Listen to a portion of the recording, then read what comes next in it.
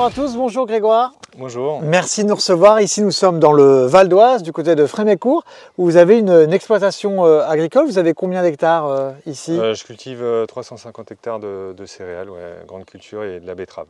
Et donc également. Principalement betterave, également du maïs? Oui, et du maïs. Enfin, céréales, donc blé, orge, colza, maïs, betterave. Ok, vous êtes chasseur et il y a quelques mois, vous avez fait la demande en tant qu'agriculteur pour pouvoir intervenir de nuit ici dans le Val d'Oise pour pouvoir essayer de prélever des sangliers de nuit. Comment ça s'est déroulé? C'est vous qui avez fait cette demande en fait?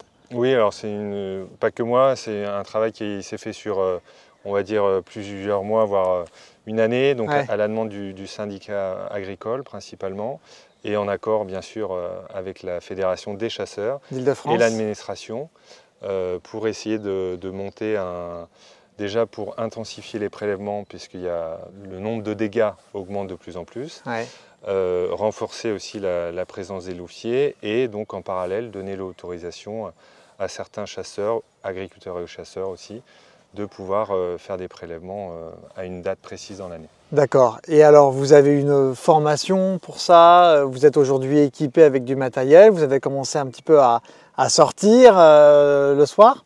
Oui, alors il y a eu une formation d'une grosse demi-journée à la Fédération de la chasse, où on rappelle bien aussi que c'est une chasse un petit peu particulière, parce que on est forcément de nuit, et donc c'est plus du tout la même chose, les mêmes repères. On nous a rappelé les conditions de sécurité essentielles. Et à partir de là, l'obligation, c'est bien sûr de tirer avec une lunette thermique, bien sûr. On n'est pas au phare, on n'est exclusivement à la thermique. Et donc moi, j'ai eu l'occasion de m'équiper déjà, en effet, de faire quelques sorties, d'appréhender aussi mon territoire de nuit, et tout ce qu'il peut y avoir autour, parce que on fait des fois des découvertes la nuit. Comme quoi, par exemple? Des gens qui se baladent leur chien à 1h, 2h du mat, qui font leur footing. Voilà. On reste en Île-de-France, on a un territoire quand même assez organisé. Il y a quand même organisé. Du monde qui peut... Ouais, la prudence est quand même de mise. D'accord. Là, donc il y a des sangliers dans quelle parcelle? Vous avez pu déjà en voir où ça principalement? Oui, alors là on arrive, on est fin avril, là, les sangliers sont pour majorité beaucoup retournés dans les colzas. Donc ils sortent principalement des colzas. Ok, et donc on a déjà des traces de dégâts, que ce soit ici alors, ou... Moi, alors bien sûr, j'ai protégé avant tout mes semis de maïs, parce que c'est bien sûr le maïs qu'on va aller protéger, mais des fois ça ne suffit pas. Et oui, il y a en effet déjà quelques dégâts, pour l'instant assez aléatoires. Il y a des sorties, mais le temps sec qu'on a eu, on va dire, ces 3 dernières semaines, a fait qu'ils sortaient un petit peu, mais ils restaient quand même dans les zones un peu plus humides. Ok, bon, donc là, on va vous laisser travailler. Grégoire, nous, on va partir chez Enbert Muri, qui est à l'Isle-Adam, pas très loin d'ici. Il y a Tunette qui nous a envoyé une carabine, une RXLX, mais également un clip-on, le Hunt 335. On va aller le régler là-bas. On va revenir en fin de journée et puis on va le tester ensemble et puis on va essayer de voir des sangliers ce soir. Donc allez, c'est parti. Merci.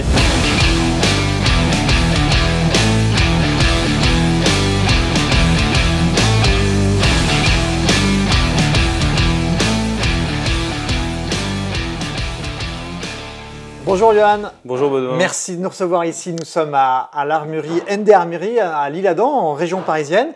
On était tout à l'heure avec Grégoire qui est agriculteur et qui pour la première fois va sortir ce soir pour potentiellement voir et peut-être tirer des sangliers.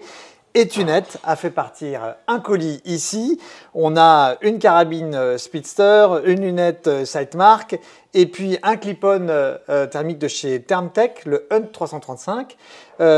Tu vas nous les présenter et puis surtout, on va les régler, Johan. En commençant peut-être par le fonctionnement du Hunt, donc du thermique.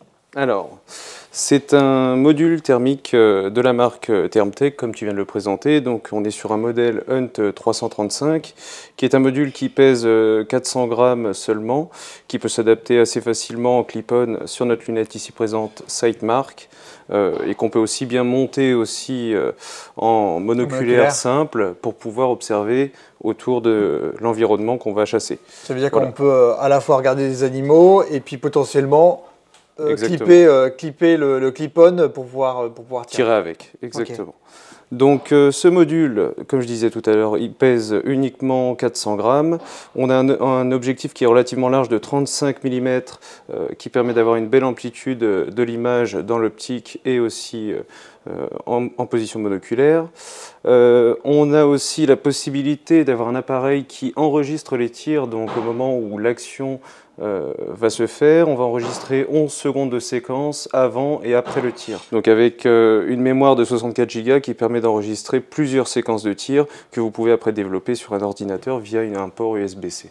On a quelle autonomie en moyenne pour sortir avec ce clip-on? Alors, de ce qu'ils disent, c'est une autonomie de 7 heures d'utilisation, donc que ce soit monté sur l'optique ou bien en position monoculaire. Voilà. Et on va pouvoir voir à peu près jusqu'à quelle distance? 1800 mètres. Donc 1800 mètres. De caption thermique. Voilà. Il y a de quoi faire, 1800 mètres. Je pense que chez Grégoire, déjà, si on voit à 200-300, ça sera déjà pas mal. Exactement. Au niveau du montage, comment ça se présente? Comment est-ce qu'on fait? Alors, de cette façon-là, donc pour monter notre module thermique sur la lunette, on vient présenter l'interface juste devant, en position ouverte, et on fait un petit quart de tour pour le verrouiller sur notre optique. Donc là, il est en position montée.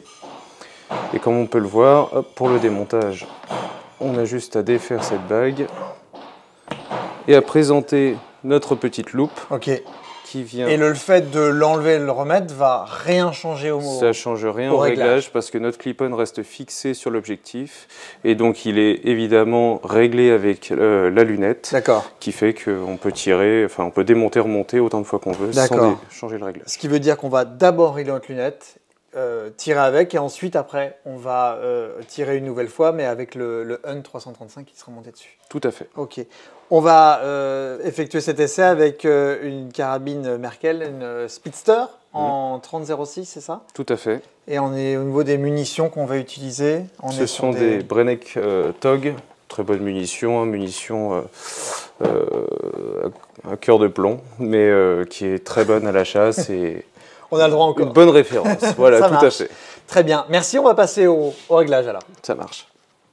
Donc nous disposons ici d'un tunnel de tir de réglage à 100 mètres qui vous permet de régler vos carabines. Là en l'occurrence on va régler cet RX Helix avec notre monoculaire de la marque Thermtech. Donc je vais d'abord maintenant tirer avec la lunette et ensuite on vérifiera le réglage pour pouvoir mettre notre module. Pour cela je vais utiliser aussi un modérateur de son de la marque Svemco. Donc pour cette carabine qui va tirer en fin de journée normalement. Voilà, on va tirer une balle.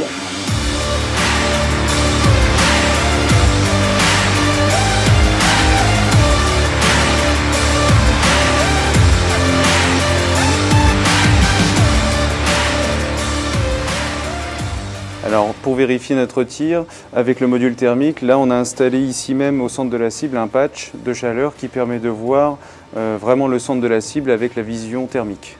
Donc on va vérifier notre tir.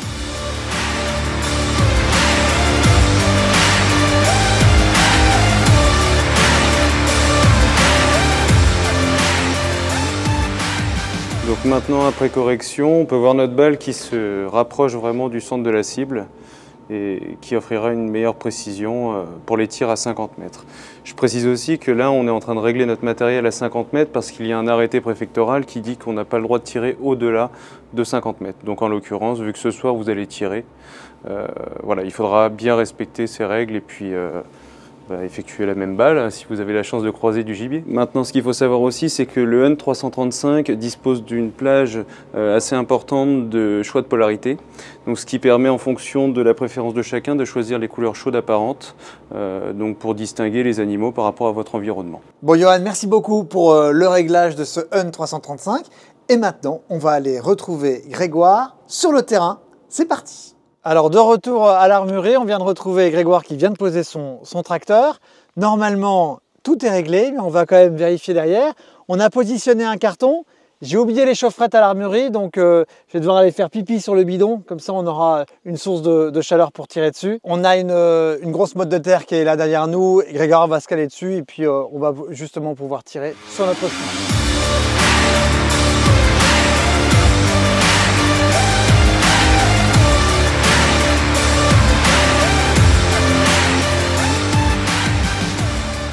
Bon alors Grégoire, on vient de faire 2 tirs de contrôle.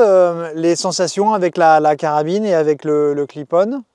Eh ben, globalement, une image très nette. Ouais. Une sensation relativement agréable. On distingue bien la cible, on distingue bien les objets. Donc on est en effet de plein jour.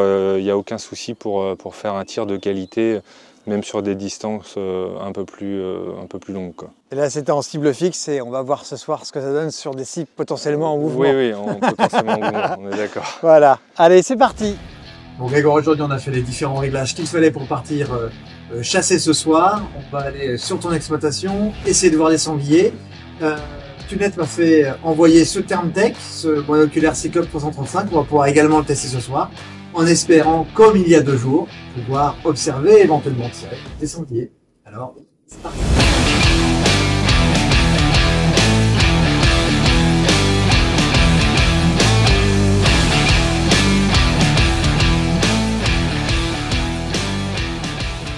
Bon Grégoire, on a été sur un premier poste, là on a passé 3 quarts d'heure, on a vu des blaireaux, on a vu des chevreuils, on a vu un sanglier au loin mais qui n'était pas dans des dispositions favorables pour pouvoir essayer de tenter une approche parce qu'il était à 800 mètres. Donc on a déjà vu des animaux et donc là on va sur un autre secteur où tu sais qu'il y a des animaux qui sortent. J'ai repéré plusieurs traces assez fraîches. Ouais. J'en ai vu il y a quelques jours. On va essayer de se rapprocher et puis voir si on voit d'autres animaux. Tout à fait. En tout cas, on en a déjà vu pas mal, c'est assez sympa. C'est que le début de la nuit. Nous continuons notre soirée.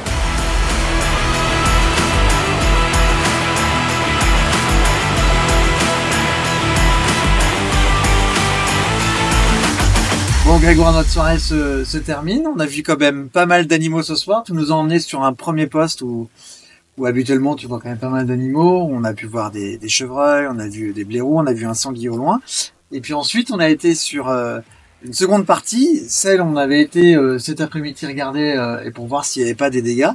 Et effectivement, ils étaient là, on est rentré, on a fait 30 mètres dans le champ parce on pensait qu'on en voit 1 ou 2 assez loin. Et en fait il y avait la compagnie totale qui était là, il y avait 20-25 sangliers. Et puis à ce moment-là, t'as pu tirer un animal. Tout à fait. Et donc, on a suivi les animaux et celui-ci, vous avez pu le voir en image, qui vraisemblablement est blessé, puisque tous les autres animaux sont partis, il s'est arrêté 3 ou 4 fois de suite. Et puis, dans la manière qu'il avait de se déplacer, il avait pas l'air totalement serein. Donc, demain matin, Grégoire, tu vas aller faire un petit tour pour voir si, vérifier le sang et puis si on le retrouve.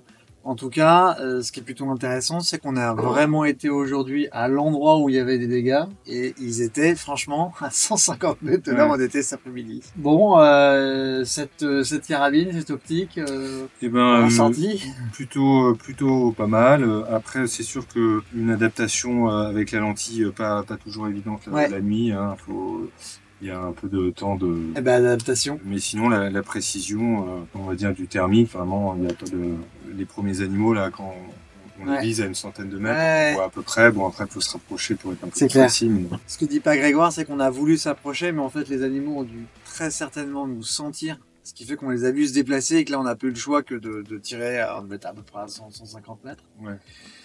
Et donc voilà, on a voulu s'approcher, mais c'était pas le cas. En tout cas, on a passé une bonne soirée. On a vu des animaux, c'était sympa. Merci beaucoup. Et on les a fait fuir aussi. C'est ça. Et on les a fait fuir aussi. Il n'y a pas qu'avec la carabine, hein, il faut aussi les faire fuir en tant que tels pour éviter qu'ils affectent les cultures. Voilà. Merci beaucoup en tout cas de ton accueil, Grégoire. Et puis en espérant que demain matin, on retrouve ce sanglier. Alors après visualisation des images, heureusement, le sanglier qui a été tiré dans la nuit n'a pas été blessé. On peut voir que la balle tape juste au-dessus. En revanche, on a Jean-Marc Negro qui a également beaucoup testé le Hunt 335. Vous allez voir, il a pu tirer quelques animaux. Bonne visualisation.